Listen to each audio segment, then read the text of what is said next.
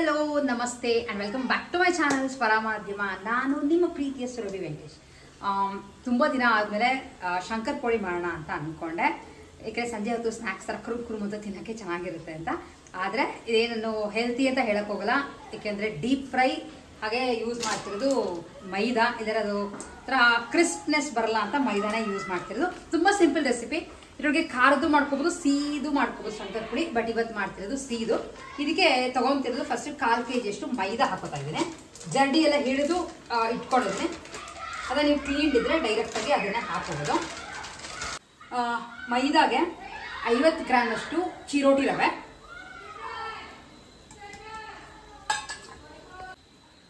ಇದಕ್ಕೆ 1 ಚಿಟಿಕೆ ಏಲಕ್ಕಿ ಪುಡಿ,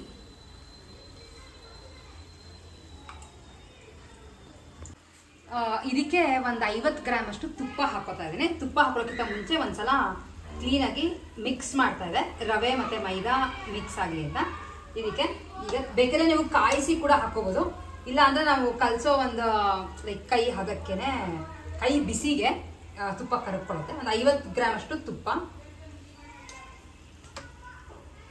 ತುಪ್ಪ ಹಾಕ್ಕೊಂಡು ಮಿಕ್ಸ್ ಮಾಡ್ತಾ ಇದ್ದೀನಿ. ನಿಮಗೆ ತುಪ್ಪ ಎಷ್ಟು ಬೇಕಾಗುತ್ತೆ ಅಂದರೆ ಮಿಕ್ಸ್ ಮಾಡಿದಾದ್ಮೇಲೆ ಲೈಕ್ ಬ್ರೆಡ್ ಕ್ರಮ್ಸ್ ಯಾವ ಥರ ಇರುತ್ತೋ ಆ ಹದಕ್ಕೆ ಬರೋವರೆಗೂ ತುಪ್ಪ ಬೇಕಾಗುತ್ತೆ. ಒಂಚೂರು ಹೆಚ್ಚು ಕಮ್ಮಿ ನಡೆಯುತ್ತೆ, ಬಟ್ ಸುಮಾರು ಒಂದು 50 ಗ್ರಾಮಷ್ಟು ತುಪ್ಪ ಬೇಕಾಗುತ್ತೆ ಇದಕ್ಕೆ.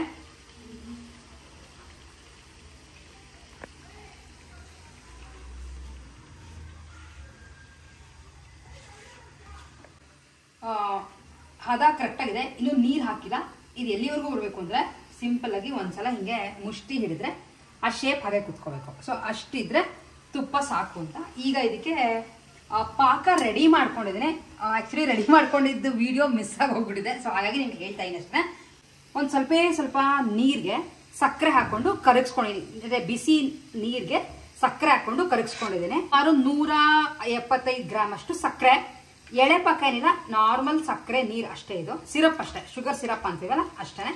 ಇದಕ್ಕೆ ಹಾಕಿ ಇವಾಗ ಚಪಾತಿ ಹಿಟ್ಟಿನ ಹದಕ್ಕೆ ಕಲಿಸ್ಕೊತಾ ಇದ್ದೀನಿ. ನೀರು ನೋಡ್ಕೊಂಡು ಹಾಕೊಳ್ಳಿ, ಯಾಕಂದರೆ ಜಾಸ್ತಿ ಆಗ್ಬಿಟ್ರೆ ಮತ್ತೆ ಹಿಟ್ಟೆಲ್ಲ ಹಾಕೋಬೇಕಾಗತ್ತೆ.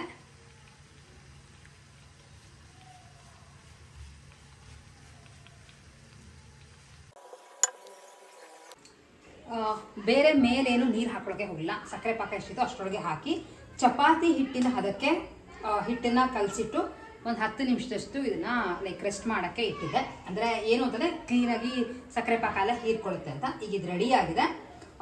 ನಾನು ಆ್ಯಕ್ಚುಲಿ ಮಾಡೋದು ಈ ಥರ ಚಪಾತಿ ಮಣೆ ಇರ್ತಲ್ಲ ಅದ್ರ ಮೇಲೇ ಲಟ್ಟಿಸ್ಬಿಟ್ಟು ಪಿಜ್ಜಾ ಕಟ್ಟರಲ್ಲಿ ಕಟ್ ಮಾಡ್ತೀನಿ. ಡಿಸೈನ್ ಬರುತ್ತೆ. ಇಲ್ಲ ನೀವು ಆ ಪಿಜ್ಜಾ ಕಟ್ಟರಿಲ್ಲ, ನಾರ್ಮಲಾಗಿ ಮೊಗಚೆಕಾಯಿ ಅಥವಾ ಚಾಕು ಏನಾದ್ರು ಯೂಸ್ ಮಾಡಿಕೊಂಡು ಕಟ್ ಮಾಡ್ಕೋಬೋದು. ನೀವು ಸಕ್ಕರೆ ಪಾಕ ಮಾಡ್ಕೊಂಡು ಈ ಥರ ಮಾಡಿದ್ರೆ ಈಸಿ. ಇಲ್ಲ ನಿಮ್ಗೆ ಆ ಥರ ಪ್ರಾಸೆಸ್ ಬೇಡ ಅಂತ ಅನ್ಸಿದ್ರೆ ಡೈರೆಕ್ಟಾಗಿ ನೀವು ಮೈದಾ ಮತ್ತು ರವೆ ಹಾಕಿರ್ತೀರಲ್ಲ ಅದಕ್ಕೆ ಪುಡಿ ಸಕ್ಕರೆ ಹಾಕ್ಕೊಂಡು ನೀರು ಹಾಕ್ಕೊಂಡು ಕಲ್ಸ್ಕೋಬೋದು. ಇದರ ಸ್ವಲ್ಪ ಬಿಸಿನೀರು ಆಗಿರೋದ್ರಿಂದ ಕಲ್ಸ್ಕೊಳ್ಳೋಕ್ಕೆಲ್ಲ ಈಸಿ, ಆಮೇಲೆ ಸ್ವಲ್ಪ ಸಾಫ್ಟಾಗೂ ಇರುತ್ತೆ ಅಂತ ಈ ಮೆಥಡ್ನ ನಾನು ಫಾಲೋ ಮಾಡೋದು.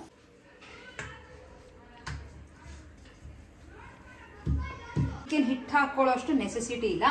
ಆಮೇಲೆ ಸ್ವಲ್ಪ ಶಂಕರ್ ಪೋಳಿ ದಪ್ಪ ಮಾಡಿದ್ರೆ ನಿಮಗೆ ಅದು ಉಬ್ಬುತ್ತಲ್ಲ, ಅವಾಗ ಟೇಸ್ಟಿಯಾಗಿರುತ್ತೆ. ಈ ಸೈಡ್ ಪಾರ್ಟು ಲೈಕ್ ಕ್ಲೀನಾಗಿ ಹುಡುಕ ಸೈಡ್ ಪಾರ್ಟ್ನ ತೆಕ್ಕೊಂಡ್ಬಿಡ್ಬೋದು. ಮತ್ತೆ ನಾನು ಅದು ಹಿಟ್ಟನ್ನೇ ಹಾಕೋತೀನಲ್ಲ, ಹಾಗಾಗಿ ಡೈರೆಕ್ಟಾಗಿ ಕಟ್ ಮಾಡ್ತಾ ಇದ್ದೀನಿ.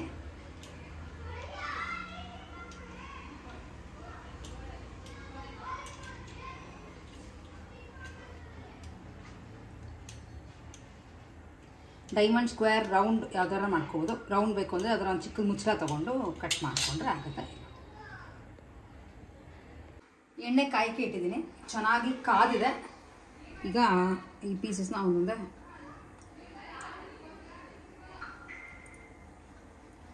ಗೋಲ್ಡನ್ ಬ್ರೌನ್ ಆಗೋವರೆಗೂ ಇದನ್ನು ಫ್ರೈ ಮಾಡಿದ್ರೆ ರೆಡಿ ಆಗುತ್ತೆ.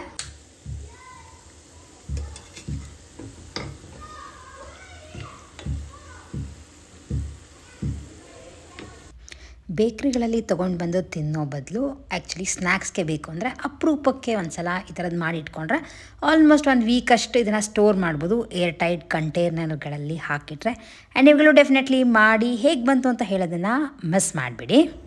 ಸುಮಾರು ಬಾಳೆನೂ ತುಂಬ ಬರ್ತಿರೋದ್ರಿಂದ ಟೊಮ್ಯಾಟೊ ಆಮೇಲೆ ಬದನೆಕಾಯಿ ಎಲ್ಲ ಕಿತ್ತಕ್ಕೆ ರೆಡಿ ಇದೆ. ಹಾಗೆ ಸುಮಾರು ಹಲಸಂದೆ ಕಾಳು ಬಿಟ್ಟಿದೆ. ಅಲ್ಲೂ ಹಲಸಂದೆ ಕಾಳು ಬಂದಿದೆ, ಇಲ್ಲೂ ಬಂದಿದೆ. ಬಟ್ ಅಲ್ಲಿ ಸ್ವಲ್ಪ ಚಿಕ್ಕ ಚಿಕ್ಕದಾಗಿದೆ, ಇಲ್ಲಿ ಕಾಳುಗಳು ಸ್ವಲ್ಪ ದಪ್ಪ ಇದೆ. ಸೊ ಹಾರ್ವೆಸ್ಟಿಂಗ್ ಟೈಮ್ ನಮ್ಮ ಮನೇಲಿ ಇವತ್ತು ಟೊಮ್ಯಾಟೊ ಮತ್ತು ಬದನೆಕಾಯಿ.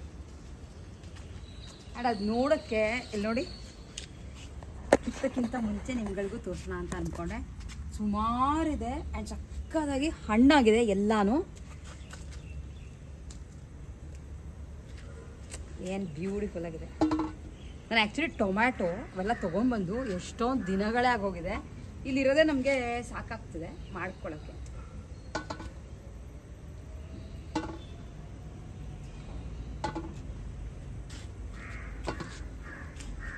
ಬೇಕಾದ್ರೆ ಕಾಯಿ ಉಪಯೋಗಿಸ್ಕೊಂಡು ಪಲ್ಯ ಮಾಡ್ಕೊತೀವಿ ಅಂದರೆ ಅದಕ್ಕೂ ಕಿತ್ಕೋಬೋದು.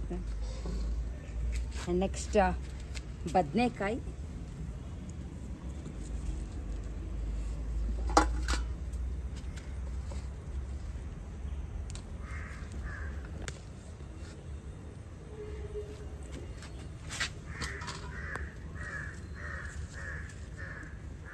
ಇದು ಸ್ವಲ್ಪ ಚಿಕ್ಕದು, ಬಟ್ ಸ್ವಲ್ಪ ಬಲಿತಾ ಇದೆ, ಅಂದರೆ ಕಲರ್ ಚೇಂಜ್ ಆಗ್ತದೆ. ಸೊ ಹಾಗಾಗಿ ಇನ್ನೂ ಇದೆ, ಇನ್ನೂ ಒಂದು 2-3 ಇದೆ.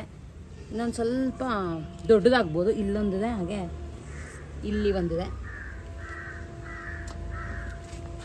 ಸೊ ಹಾಗೆ ಬಂದರೆ ಸಾರಿಗೆ ಸುಮಾರು ಕಿತ್ತಿದ್ದೀನಿ. ಇಲ್ಲಿ ನೋಡಿ ಇನ್ನೂ ಬಿಟ್ಟಿದೆ, ಒಂದೊಂದು ಹಾಗೆ ಇದೆ, ಕಿತ್ಕೋಬೇಕು. ಇಲ್ಲಿ ಹಲಸಂದೆ ಕಾಳು ಸುಮಾರಾಗಿದೆ. ಒಂದು ಕಿತ್ತು ನೋಡಿದೆ ಯಾವುದು ಅಂತ, ಹಲಸಂದೆ ಕಾಳೇನೆ.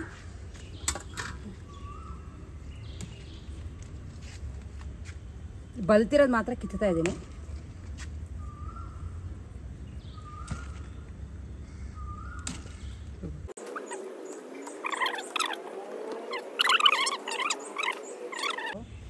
ಕಾಳು ಮೋಸ್ಟ್ಲಿ ಹಲಸಂದೆ ಕಾಳು ಅಂತ ನನಗನ್ಸುತ್ತೆ. ಬೇರೆದಾಗಿದ್ದರೆ ಯಾವುದು ಅಂತ ಹೇಳಿ, ಯಾಕಂದರೆ ಇದು ಡಬಲ್ ಕಲರ್ ಇದೆ. ಕಾಳು ಮಾತ್ರ ಸಾಕಾಗಲ್ಲ. ಇವತ್ತು ಟೊಮ್ಯಾಟೊ ಬದನೆಕಾಯಿ ಈ ಕಾಳು ಹಾಕಿ ವಾಂಗಿಬಾತ್ ಟೈಪ್, ಅಂದರೆ ಅನ್ನ ಕಲಿಸ್ತಿದ್ಲ ಆ ಥರದ್ದು. ಅದೇ ಟೊಮ್ಯಾಟೊ ಇನ್ನೂ ಆಗುತ್ತೆ, ಇಷ್ಟೊಂದೇನು ಟೊಮ್ಯಾಟೊ ಹಾಕಲ್ಲ. ಸೊ ಇಷ್ಟಿದೆ. ಮೆಣಸಿನ್ಕಾಯಿ ಸುಮಾರು ಬಿಡ್ತಾ ಇದೆ. ಏನು ಅಂತಂದರೆ ಮಳೆ ತುಂಬ ಬರ್ತಿದೆಯಲ್ಲ, ಸೊ ಹಾಗಾಗಿ ಒಂದು ಸ್ವಲ್ಪ ಕೊಚ್ಚೆ ಥರ ಆಗ್ತಿದೆ. ಅಂದರೆ ಕೊಚ್ಚೆ ಅಂದರೆ ಮಣ್ಣು ಕೊಚ್ಚೆ ಆದಾಗ ಗಿಡಗಳು ಬೇಗ ಹಾಳಾಗೋಗುತ್ತೆ. ಅಂದರೆ ಓವರಾಗಿ ನೀರು ಬಿದ್ದು ಹಳದಿ ಆಗ್ತದೆ. ಇದು ಅಷ್ಟೇ, ಕಿತ್ಕೋಬೇಕು. ಮಾಡೋಕ್ಕೆ ಟೈಮ್ ಆಗ್ತಿಲ್ಲ. ಸೊ ಹಾಗಾಗಿ ಬಿಟ್ಟು ಇಲ್ಲಿ ನೋಡಿ ಬಲ್ತೋಗ್ತದೆ, ನೀರು ಚೆನ್ನಾಗಿ ಬಿದ್ದು. ಆಮೇಲೆ ಇಷ್ಟು ಹೂವು ಪಾರಿಜಾತ. ಇದು ಮಿಕ್ಕಿದ್ದು ಡೇರ ಎಲ್ಲ ಕಿತ್ಬಿಟ್ಟಿದ್ದೀನಿ. ಕಿತ್ಬಿಟ್ಟು ಪೂಜೆಗೆ ಅಂತ ಆಲ್ಮೋಸ್ಟ್ ಒಂದು 10 ಡೇರಾ ಇತ್ತು, ಅಷ್ಟು ಕಿತ್ಬಿಟ್ಟಿದೆ. ಇನ್ನು ನೆಕ್ಸ್ಟ್ ಏನೇನು ಬರುತ್ತೆ ಅಂತ ನೋಡಬೇಕು. ಹಾಗಲಕಾಯಿ ಬಿಟ್ಟಿದೆ, ಬಟ್ ಇವತ್ತು ಕಿತ್ತಿಲ್ಲ. ನಾನು ಸ್ವಲ್ಪ 2 ದಿನ ಬಿಟ್ಟು ಕಿತ್ತೋಣ ಅಂತ ಅಂದ್ಕೊಂಡಿದ್ದೀನಿ.